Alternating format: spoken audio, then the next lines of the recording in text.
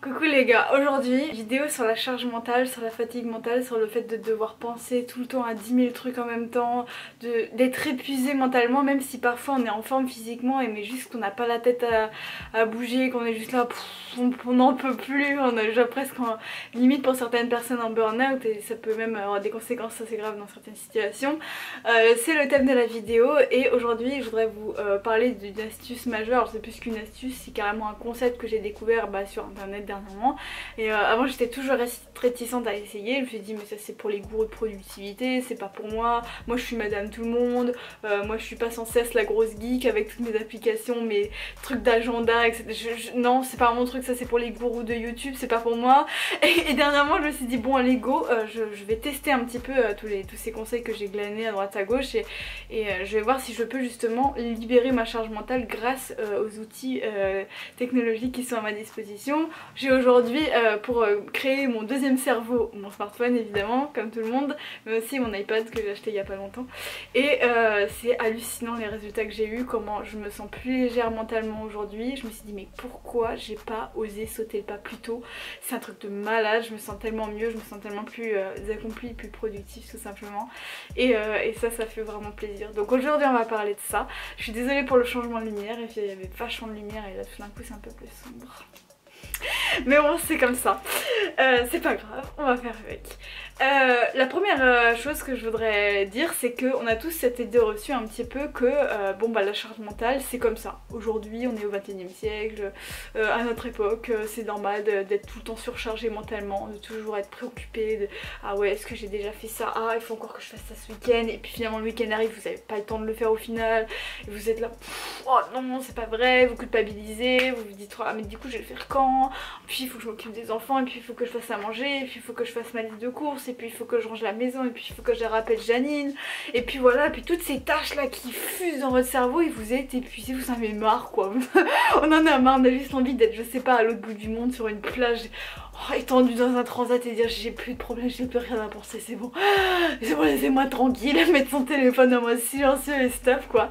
Je pense qu'on a tous déjà eu un petit peu ce sentiment, voilà. Je pense que dans nos modes de vie modernes c'est quand même un truc comme on a de plus en plus de possibilités, notamment avec internet, avec tout ça. Forcément on a des vies qui sont de plus en plus busy aussi. Voilà, excusez-moi de faire des anglicismes tout simplement. Il y a mon copain qui m'envoie 12 messages mais j'ai pas le temps de répondre les gars. Bref, ça y est, je suis déjà déconcentrée, c'est pas possible, ça va pas du tout le faire cette vidéo. Mais aujourd'hui je voudrais vous présenter la méthode que j'ai découverte via plein de gourous de productivité à droite à gauche. Je l'ai rassemblée dans une méthode qui me convient à moi tout simplement, que voilà, c'est rien d'original, hein. C'est pour ça que je tiens à vous dire que je l'ai pas inventé. Mais c'est le concept de me créer un deuxième cerveau, et en fait un cerveau qui gère c'est un assistant personnel sous forme de numérique, voilà.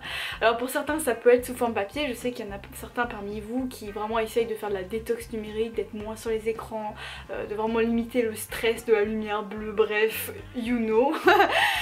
Ces personnes là, vous pouvez aussi faire tout ça sur papier. Moi je suis à l'aise avec le numérique, il y a eu aussi une période de ma vie où j'avais envie de vraiment me distancer des écrans, faire un maximum sur papier etc, et vraiment ne plus avoir toujours des lumières d'écran sur ma face, mais aujourd'hui c'est plus le cas, voilà. Donc ça dépend vraiment de votre personnalité, vos envies etc.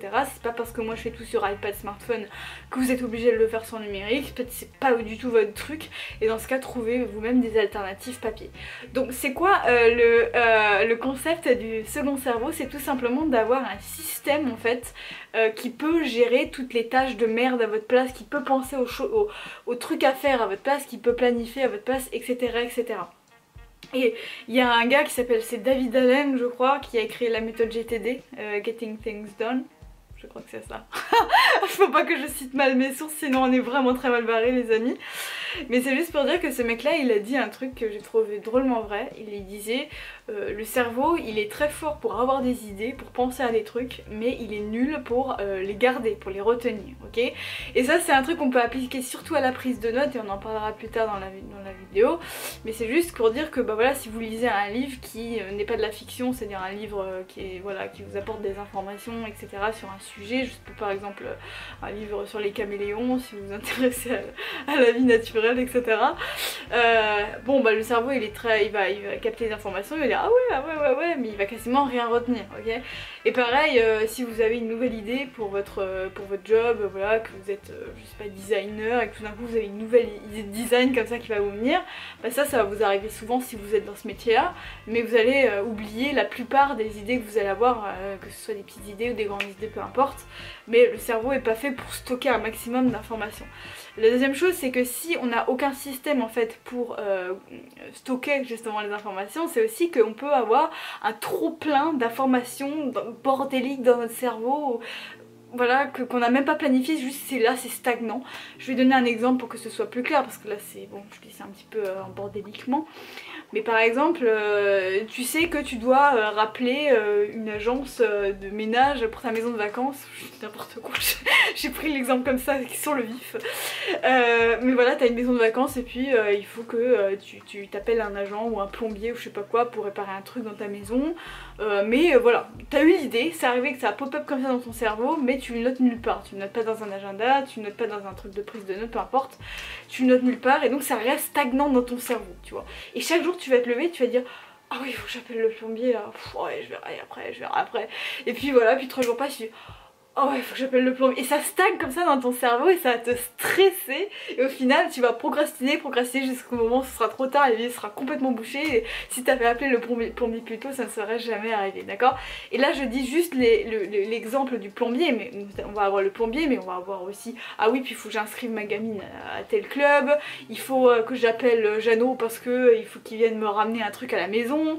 Il faut que je prévienne un tel que j'ai un mail à envoyer à Zozo de l'autre appartement, etc. Bref, je donne n'importe quoi comme exemple et c'est juste pour dire que toutes ces informations vont stagner dans le cerveau et vous fatiguer mentalement. Vous allez être dans le stress de ah j'ai quelque chose à faire, tu vois, j'ai un truc à faire mais je sais pas quand je vais le faire, c'est juste c'est là, ça traîne dans mon cerveau et ça me stresse tout simplement, d'accord? Donc c'est à ça que ça va servir. Le second cerveau pour tout simplement stocker tout ça dans un endroit que votre cerveau n'a plus à gérer, ok? Donc quelles sont les composantes de mon second cerveau, ok? Encore une fois, c'est pas du tout moi qui ai inventé ça, j'ai vu ça, j'ai vu des tas de youtubeurs américains en parler, je trouve ça génial. Enfin j'ai trouvé ça génial au moment où je l'ai testé et pas au moment où j'en ai entendu parler au début, je me suis dit ouais, j'ai flemme de faire ça, c'est... J'avais la flemme en fait, parce que je me rendais pas compte à quel point ça pouvait être intéressant et que ça pouvait me décharger mentalement. Le premier élément, alors il y a 3 éléments, je vous les donne tout de suite et puis après on les détaille chacun. Dans les composantes de mon second cerveau, il y a une to-do list, il y a un logiciel de prise de notes et il y a un agenda, ok? Alors dans la plupart des vidéos de productivité, on va vous dire il faut aussi avoir un espace de stockage type Google Drive ou Cloud, iCloud, ou je sais pas ce que vous avez sur Apple. Je dis ça mais j'ai littéralement un produit Apple entre les mains. Mais bon, je navigue principalement sur l'écosystème Android Google, donc voilà. C'est juste pour ça que je dis ça. On va détailler pourquoi. Alors la to-do list, moi mon application de to-do list préférée que j'ai sur mon iPad et sur mon smartphone, c'est Todoist, ok? Todoist, je vais vous montrer sur mon téléphone à quoi ça ressemble. Voilà, ça ressemble à ça, c'est une appli qui est géniale parce que vous pouvez vraiment planifier en fait vos tâches.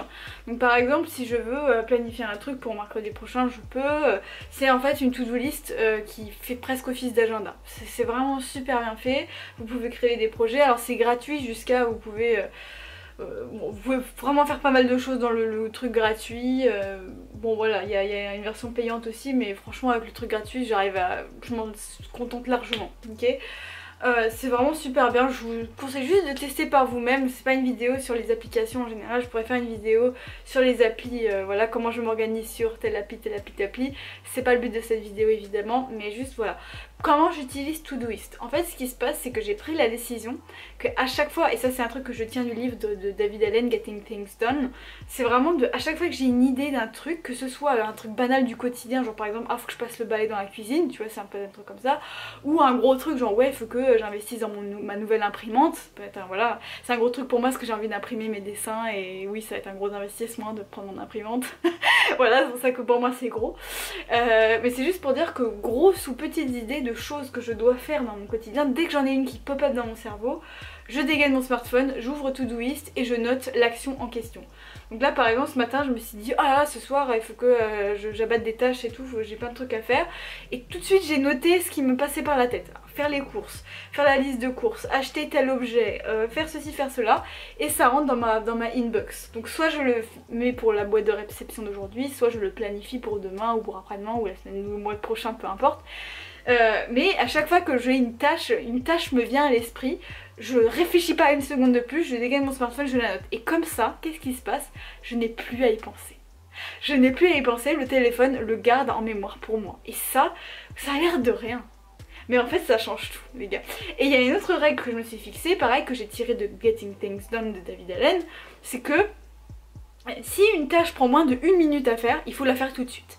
Par exemple à un moment j'avais noté dans ma to-do list me désinscrire à un site internet. Par exemple je sais plus ce que c'était un site internet, j'avais un abonnement sur un site, il fallait que je me désinscrive parce que je me servais plus du service. Bah ça prend même moins d'1 minute à faire. Je me suis dit oh bah tiens ça prend moins d'1 minute, allez hop je le fais vite fait. Et tout de suite hop je me libère d'un poids dans ma vie, c'est automatique et ça fait vraiment du bien. Et c'est pour ça que ce système de to-do list me plaît beaucoup. Et surtout bon bah on sait tous que quand on tic, bon là tourner 3 vidéos je l'ai fait, paf c'est tellement satisfaisant ça. Ouais, j'ai coché des trucs dans ta to-do list, ça fait toujours du bien. Donc ça c'est vraiment un truc qui m'a changé la vie, alors que je pensais que c'était juste un truc de gourou de productivité assez nul. En fait c'est vraiment génial, voilà. Ensuite le deuxième élément c'est l'agenda. Alors j'utilise Google Agenda évidemment, mais en fait tout simplement tous les trucs qui sont pas naturellement planifiés. Alors mon job tout est déjà planifié, j'ai mes horaires sur un planning et bon c'est déjà planifié. Mais par exemple quand je tourne mes vidéos, personne ne le planifie à ma place. Hein, quand est-ce que je fais le ménage, ça pareil. Avant je le planifiais pas, je le faisais de manière aléatoire, random, etc. Maintenant je planifie mes activités comme ça dans mon agenda. Ça me permet de à l'avance anticiper, ah oui d'accord demain c'est ménage donc je me libère du temps, etc. etc. Et du coup je procrastine beaucoup moins et je le fais au moment où ça doit être fait. Et ça c'est vraiment génial aussi. Pour aller plus vite ce que je fais c'est que j'utilise le Google Assistant et je dicte directement à mon Google Assistant les tâches que je veux rajouter dans mon agenda. Ça m'évite de perdre du temps à taper parce que ça pareil ça me faisait vraiment peur. Mais je dis ok Google rajoute XXX, bon ça a réveillé mon Google Assistant de dire ça. Rajoute XXX dans mon agenda de 14h à 15h et hop c'est fait. Tu vois, ça va très très vite, c'est super efficace. Et c'est pour ça aussi que j'utilise Google Agenda comme agenda numérique, etc. Encore une fois, si tu veux faire ça sur un agenda papier, c'est tout à fait libre à toi de le faire. Ok. Et ensuite le dernier truc que j'ai c'est mon logiciel de prise de notes évidemment. Et moi il y a une idée qui m'a vraiment beaucoup marqué quand je l'ai entendu, je sais plus de qui, mais j'avais entendu ça de quelqu'un. C'est horrible, la fille ne cite pas ses sources. Et cette idée c'est de commencer avec l'abondance. Par exemple avant quand je faisais mes vidéos YouTube, bon bah je partais à chaque fois d'une page blanche, de zéro. Et j'étais là, je me disais oh de quoi je vais parler aujourd'hui. Ah tiens je vais parler de procrastination, ah donc du coup il faut que je lise un article sur la procrastination, il faut que je m'informe un peu, que je cherche des sources, etc. etc. Et c'était comme ça et je partais de zéro à chaque fois que j'écrivais un nouveau script de vidéo. L'habitude que j'ai pris maintenant c'est que dès que je retiens une info qui m'intéresse, un truc qui me fait kiffer, que je dis ah ouais c'est intéressant, ah ouais je pourrais essayer, etc. etc. je prends le réflexe de directement ouvrir mon appli de notes. Alors mon appli de notes préférée c'est Apple Notes sur mon iPad. Par exemple là j'ai des notes sur la productivité par exemple. Bon, il y a Evernote qui existe, il y a Bear, il y a plein d'applis assez sympas pour prendre des notes. Je vous laisse choisir celui qui vous fait le plus kiffer. Et en fait ça me permet de, quand je commence des vidéos, de juste avoir à piocher dans mes notes que j'ai amassées comme ça au fil des jours. Et j'ai plus besoin de partir d'une page blanche à chaque fois. Donc je sais pas ce que soit toi ce que c'est tes activités dans ta journée, est-ce que t'es un créatif ou pas, tu vois, mais ça c'est un truc qui s'applique beaucoup aux créatifs. Mais après voilà, peut-être vous les matheux, peut-être les informaticiens, ça peut aussi être un truc qui peut vous parler. C'est vraiment de quand vous avez un nouveau truc à créer, vous partez pas d'une page blanche. Pour les étudiants aussi, c'est génial ça pour les étudiants. Si vous créez votre Google perso, votre base de données personnelle avec toutes les notes que vous avez glanées à droite à gauche sur un sujet en général ou je sais pas, dans votre vie au global, vous avez plus qu'à chercher dans vos notes et vous dire ok je pars de ce truc que j'ai noté et comme ça je peux tout de suite composer une nouvelle idée ou bref créer une vidéo, créer un nouveau bouquin ou je sais un article de journal ou je sais pas ce que c'est vous votre activité en fait tout simplement. Et c'est pour ça que voilà, les outils de prise de notes ont vraiment changé ma vie. Moi j'avais avant la flemme de faire ça, de prendre des notes, je me suis dit je suis plus à l'école, je suis plus à faire ça, et en fait le temps que ça me fait gagner, et la charge mentale en moins que c'est à chaque fois que je veux tourner une vidéo, à chaque fois que je veux écrire un article pour vous dans les mails, alors d'ailleurs si ça vous intéresse c'est promis dans la description, je vous envoie des petites lettres. Voilà, bah, j'ai plus qu'à piocher dans mes notes et me dire ah tiens j'avais noté ça, bah tiens je vais faire un article là-dessus. Ok, donc ça c'est vraiment un truc qui m'a vraiment changé la vie de fou, et je sais pas si toi ça s'applique à ta vie, mais en tout cas pour moi ça s'appliquait à ma vie de fou, et donc voilà, c'est pour ça que j'avais quand même envie de le partager.